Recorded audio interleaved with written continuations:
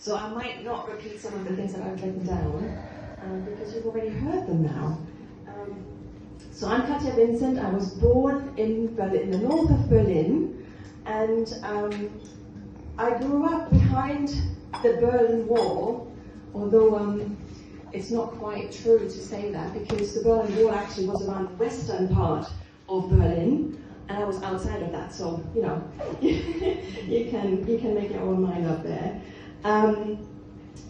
Berlin at the time was separated into 4 zones. So after the Second World War, obviously Germany was separated into 4 zones, which was British, French, American, and Russian. And the first 3 made up Western Germany, and they were all kind of working together to build Germany up again, Western Germany that is. And the Russian part, which was the part that I lived in, was basically dismantled, and a lot of our factories were actually deported or put to Russia, and there was nothing left for us. So we had much the worst part of this division, really. Both sides had different currencies, you probably know that. And because Berlin used to be the capital of Germany, that couldn't be left to the Russians alone, so they had to separate that into 4 zones too.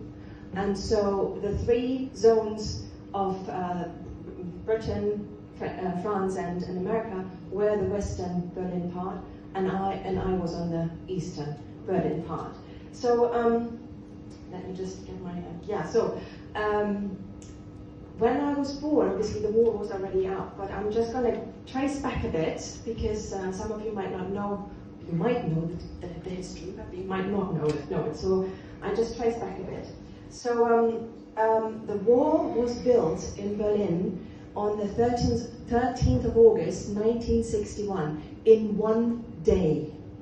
And it was built because there was a lot of Eastern Germans migrating to the West, because not only was the currency different, we had a completely different rate of pay in our jobs. For the same jobs, we got a lot less. And so there were a lot of people very unhappy about that and moved to the Western German side, obviously. And in order to stop that, the government came up with the idea we have to build a wall. So they did, and they did it in 1 day. And that meant that people were working, and some of them were actually separated from their families, because the wall got up in 1 day and then they couldn't get home. That's how it was. Right, so you had split families, and it was pretty dramatic when the wall came up. Yeah, and the wall consisted of 2 very kind of high concrete walls with barbed wire on the top, and in between them was a very wide stretch of what we call no man's land.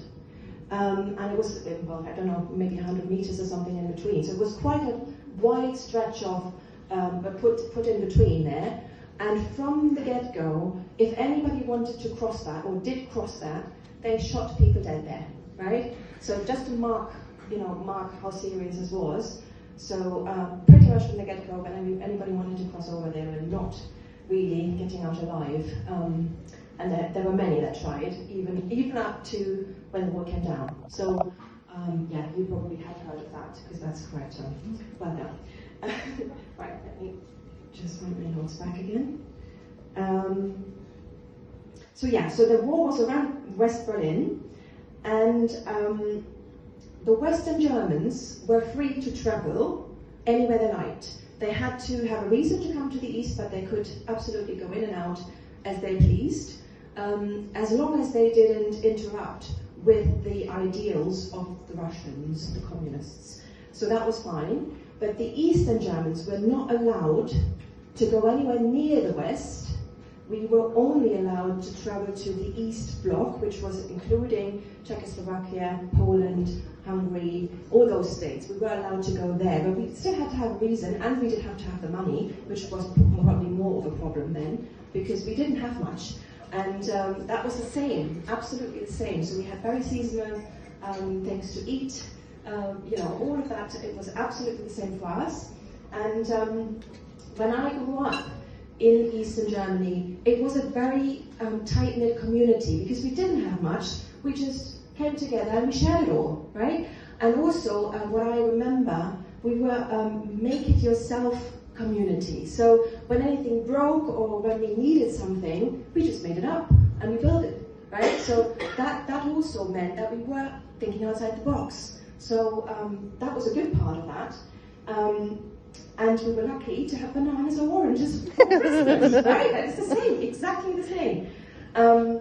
We had to wait, in general, average, 5 years to get a telephone, and 10 years to get a car, and that was a Trabant or a Wartburg, which was not really a car. Unless you had connections, right? Unless you had connections. If you had connections, that was no problem. You would get anything you wanted. I was 9 years old when the wall came down on the 9th of November, 1989, just before the Velvet Revolution, which is why this ties in so beautifully here. And at the time, which is quite funny, I was actually celebrating my granddad's birthday, because that was his birthday on the 9th of November, and it was a Thursday night. We were busy celebrating. We were so busy celebrating, we didn't even notice the wall had come down. So we woke up the next morning to the news that the wall had come down, and we didn't believe it, because, I mean, there must be a bad joke, because we didn't know anything different, right?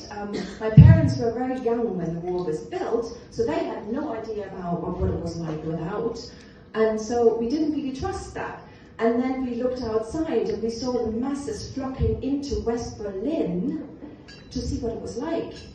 And therefore, there was no work. My parents tried to go to work. There was no work. That was a Friday. So we thought, okay, let's go to West Berlin and have a look. All the while, we were kind of afraid to go there in case the wall came back up again, because we knew the wall had been built in one day. So that was quite scary, and I could feel the nervousness of my parents taking us to West Berlin on that day. And also because there were so many people going into West Berlin, they then stopped the trains. We went in there by train, and they suspended the trains for the day. So we had to walk all the way back home. And I remember being 9 years old, my sister was 7 then, walking back home and thinking, this is never going to end. Because there were no taxis or anything, and we certainly couldn't afford any, so we had to walk. That was my memory of the wall coming down. So my parents were actually not so much of not communists. They were communists. They were really in the system. They were kind of really settled there. They enjoyed it. They had their life planned out for them. That was the rule. So you kind of knew where you were going. There was a sense of security in that, and they were quite happy with that. But there were also times when they just didn't say what they were thinking. And me as a 9-year-old, I didn't really understand much of it, because it was too early on. But they knew that the telephones were bugged, and they knew they were listened in. So we kind of tamed the political discussions whenever we had a birthday party, because that was usual to have a political discussion at a birthday party. But we tamed that because we couldn't speak our thoughts properly and freely. But I didn't know that, right? I didn't know that at the time. So going back to, let me just double check. I've said everything I needed to say. So for my parents, the wall coming down was actually really, really scary, because there was nothing that stayed the same.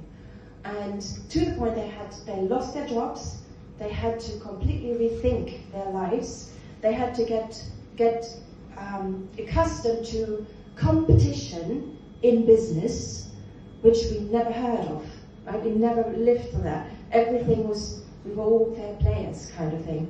And so we almost, I can now see that they sometimes felt quite naive going into this harsh capitalist business system, and growing into it when you're already an adult and you have no idea how to do that. So my dad was an architect before, always building the same things over and over and over again. He hated that, but it was still a good and solid job. After the wall came down, he had to make himself self-employed, and he didn't know how to do that. So that was really hard for him. My mum was a school teacher, head of preschool, and had to retrain, or wanted to, or decided to retrain as a beautician, because she didn't find, the whole system of education had changed. So she didn't find another job there, so she just came up, okay, I'm going to be a beautician.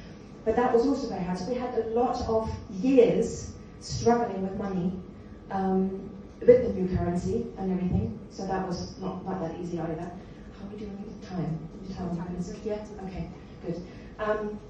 So yeah, for my parents, it was a really, really hard thing to do, to go through that.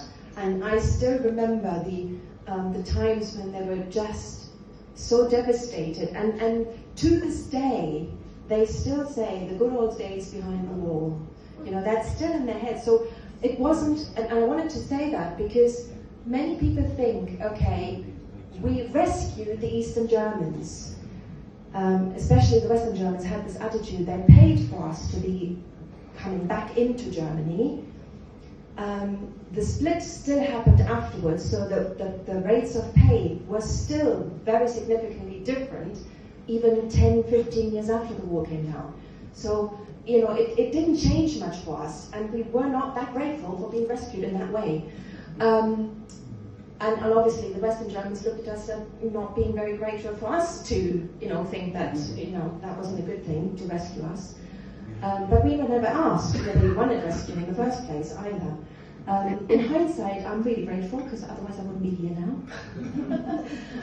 And for me, I wanted to say two anecdotes. For me, the greatest changes as a 9-year-old were one thing, I could no longer go to see my grandparents by myself, going in the bus by myself, half an hour to the next town, because it wasn't safe anymore. And I didn't understand that. I thought, but I'm old enough, I can do this, and why am I not allowed to go and see my grandparents anymore? So that was difficult for me. But the most difficult thing was, and this is another thing that really resonates with you, Silvie, we were also pioneers. We had the same thing going on in the schools, something like Scouts. Yeah, what you know as Scouts. It's similar to that, but it was so, it was all over the place. You didn't have anybody that wasn't in there, right? So all the children were Scouts and pioneers, right? And we had to start off with, just when we got into the first grade, so that would be after preschool, the first proper class, we would be the newcomers, and we would get a blue scarf to signify, you know, we're pioneers, we're now the newcomers of the pioneers. And I was 9, so I got my blue scarf for 7, and I was just about to get my red scarf, moving one up in the ladder. And I never got that red scarf. And I was so cross about that, right? How dare they take the wall down and I don't get my red scarf? That's what I remember. It stayed with me to this day. Yeah, so that all fell to pieces. We didn't have the pioneers anymore. And yeah, for me, that was detrimental, but never mind. So that was my little memories from that time. Right, let me just double check. Yeah, I was also going to say, TV was censored then. So we had censored TV, we had propaganda on TV, but we didn't, yes, exactly, but we didn't know it then. But we lived through it once, and that's, I don't understand how the Eastern Germans don't now really see what's going on. There's not that many that see what's going on, because it's the same thing again. And you can so clearly see it, but obviously, you know, everybody has their way. Let me just double check what I've got here. Yeah, so my message today, I just wanted to say that there's always different perspectives to any which thing, and that I feel it's really important that we don't forget that there are, and maybe to look for these perspectives in order to be a bit more tolerant and see another side of things. Because it's not always how we think it is, and you know, another person might feel completely different about it. So I'm grateful that the wall came down, because I can now travel, I can be where I want to be. I can speak the languages that I learned and never knew I could use. So yeah, that's my little story, and I leave it there. And we can now ask questions. If you have any questions, ask away. We're both here to answer them.